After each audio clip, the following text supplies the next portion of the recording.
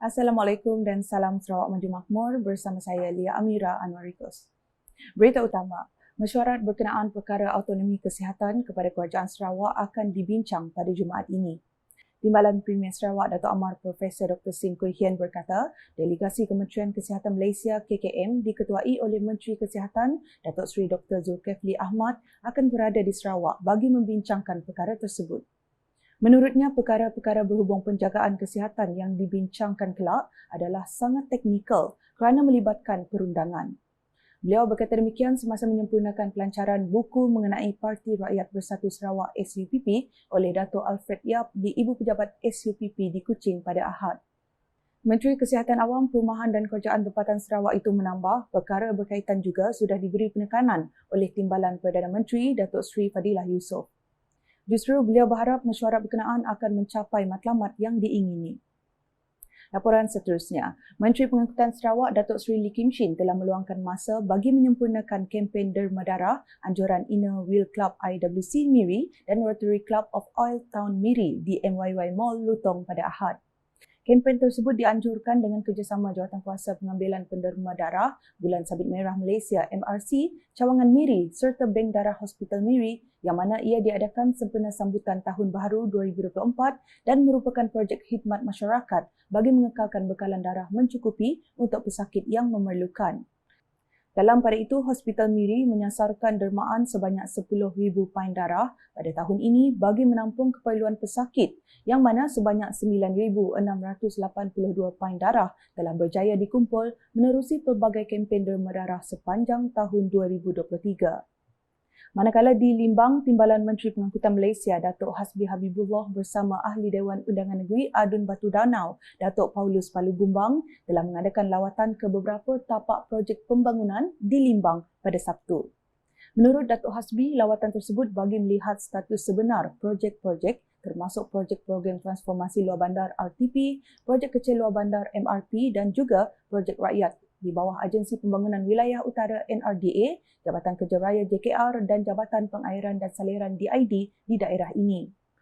Ujarnya beliau mahu projek-projek yang baru ini bermula lebih awal setelah diberikan taklimat baru-baru ini oleh DID termasuk projek jalan untuk ke Kampung Limpaku Pinang di bawah Kementerian Kemajuan Desa dan Wilayah KKDW yang bernilai 200 juta ringgit.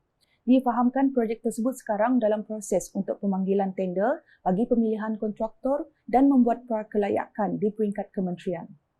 Projek kedua pula katanya pihaknya mahu melihat kemajuan projek jalan dari Ulu Pandaruan ke Medamit yang bernilai 210 juta ringgit dari segi kemajuan penyediaan tender dan sebagainya.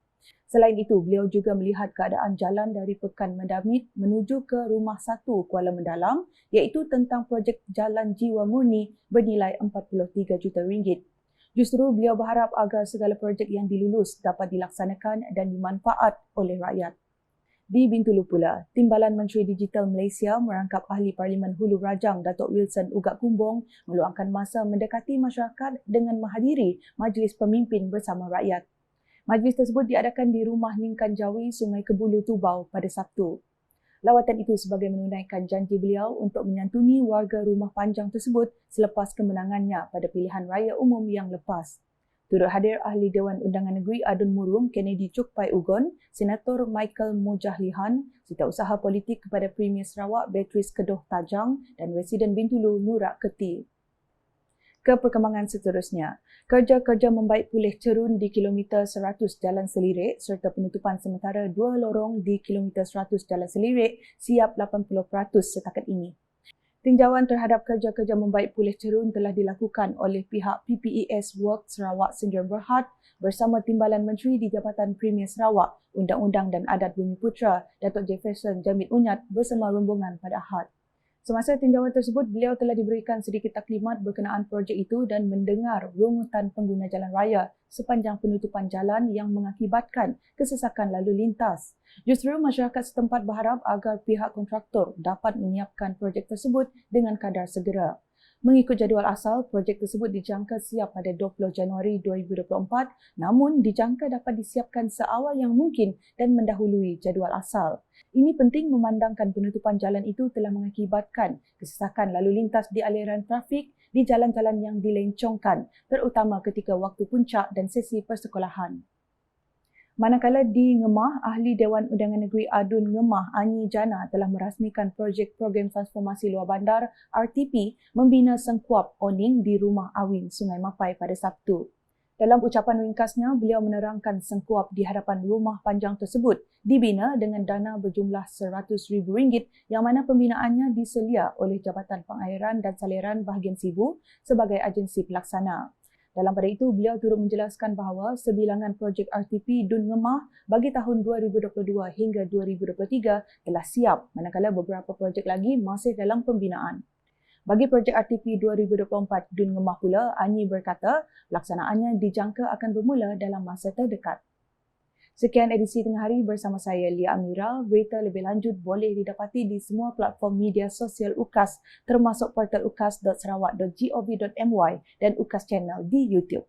Sebelum akhiri buletin, kami ingin mengingatkan orang awam agar sentiasa berwaspada dan mengamalkan kawalan kesihatan kendiri, terutamanya di kawasan sesak dan sempit bagi mengelakkan jangkitan wabak COVID-19.